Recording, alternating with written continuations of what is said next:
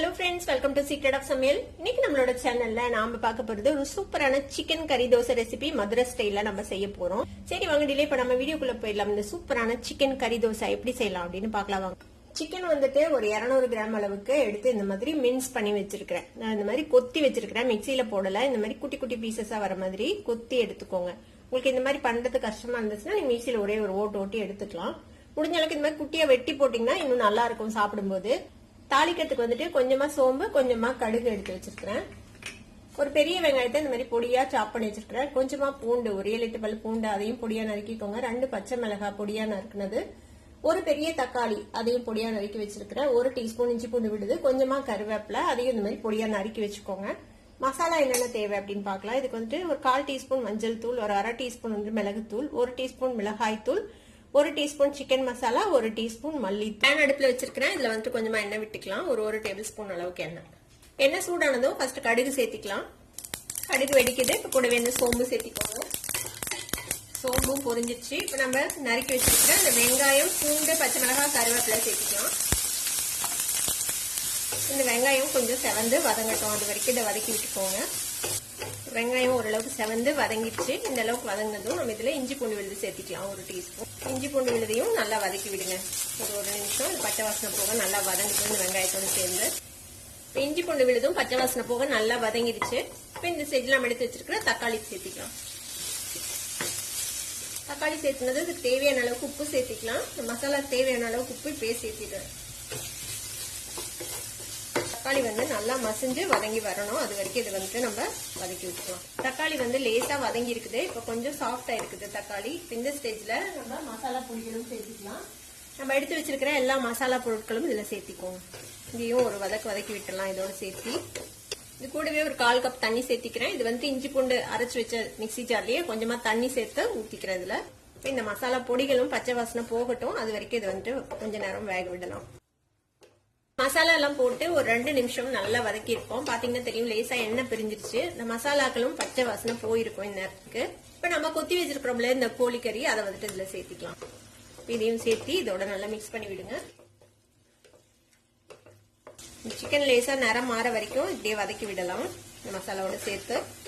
பாருங்க, சிக்கன் வந்துட்டு நல்லா வதங்கி கலர் மாறிச்சு. இப்ப இந்த சிக்கன் வேகிற அளவுக்கு கொஞ்சமா தண்ணி விட்டுக்கலாம். ஒரு 1/4 கப் தண்ணி விட்டீங்கன்னா போதும். நம்ம உப்பு ஏற்கனவே சேர்த்திட்டோம். டேஸ்ட் பார்த்துக்கோங்க, தேவைப்பட்டா இன்னும் கொஞ்சம் சேர்த்திக்கலாம். இப்ப இதை மூடி போட்டு நம்ம ஒரு 5 நிமிஷம் லோ ஃபிளேம்ல வச்சுட்டு அப்படியே வேக விட போறோம். 5ல இருந்து 6 நிமிஷத்துல சிக்கன் நல்லா வெந்துரும். இப்ப இது வேகட்டும், அதுக்கப்புறம் நம்ம செக் பண்ணி பார்க்கலாம். இப்ப நம்ம சிக்கன் போட்டு ஒரு 5 நிமிஷம் ஆச்சு. ஓபன் பண்ணி பார்க்கலாம்.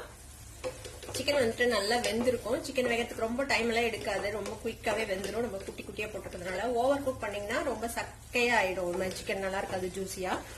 இப்போ ஃபிளேம் அதிகப்படுத்தி வச்சு இன்னும் கொஞ்சம் சுண்ட விட்டுக்கலாம். இதை இது கூடவே கொஞ்சம் நிறைய கொத்தமல்லி தலை நறுக்கி போட்டுக்கோங்க. இதையும் சேர்த்து நல்லா மிக்ஸ் பண்ணி, ரொம்ப ட்ரை பண்ண வேண்டாம். கொஞ்சம் ஓரளவுக்கு கொஞ்சம் கிரேவியா, செமி கிரேவியா இருக்கிற மாதிரி வச்சுக்கோங்க. அப்பதான் சாப்பிட்றதுக்கு வந்து நல்லா இருக்கும் தோசை. இல்லைன்னா ரொம்ப ட்ரை ஆயிடும். இந்த அளவுக்கு ட்ரை ஆயிடுச்சு பாருங்க. இந்த மாதிரி ஒரு கன்சிஸ்டன்சில நம்ம ஆஃப் பண்ணிடலாம். அடுப்பு ஆஃப் பண்ணிடலாம். நம்ம ஒரு கிண்ணத்துல 2 முட்டையை உடச்சு ஊற்றி வச்சுக்கலாம். இந்த முட்டைக்கு தேவையான அளவுக்கு மட்டும் உப்பு கொஞ்சம் சேர்த்திக்கோங்க. 1/4 டீஸ்பூன் மிளகுத்தூள். இதை வந்துட்டு நல்லா மிக்ஸ் பண்ணி வச்சுக்கலாம். முட்டையை இந்த மாதிரி பீட் பண்ணி ரெடியா வச்சுக்கோங்க. இரும்பு கல்ல அடுப்புல வச்சுக்கோங்க, தோசை கல்லு. இதுல வந்துட்டு கொஞ்சமா எண்ணெய் விட்டுக்கலாம். கல்லு சூடாயிடுச்சு. இதுல வந்துட்டு நம்ம தோசை மாவு எடுத்து வச்சிருக்கிறோம். இதுல ஒரு கரண்டி ஊத்திக்கலாம்.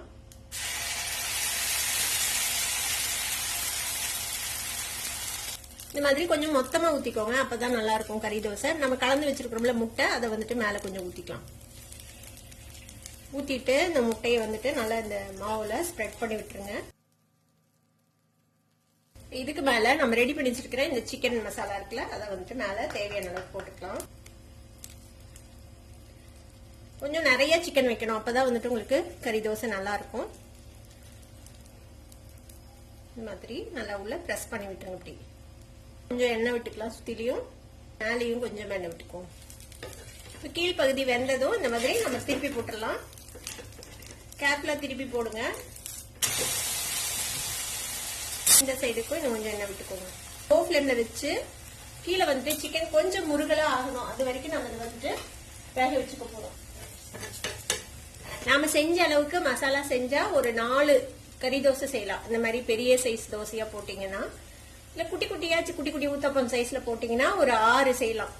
உங்களுக்கு ஒரு வேளை குவான்டிட்டி அதிகமா வேணும் அப்படின்னு நினைச்சீங்கன்னா நம்ம சிக்கன் கூடவே கொஞ்சமா காலிஃபிளவர் சாப் பண்ணி போடலாம், முட்டைக்கோஸ் சாப் பண்ணி போடலாம். அதுவுமே ரொம்ப நல்லா இருக்கும். பாருங்க, இந்த மாதிரி நல்லா ஃப்ரை ஆயிருக்கணும். இன்னும் கொஞ்சம் நேரம் கூட நம்ம வந்துட்டு இது வேக விடலாம். அப்பதான் அந்த மாவு வந்துட்டு நல்லா குக் ஆகி வரும்.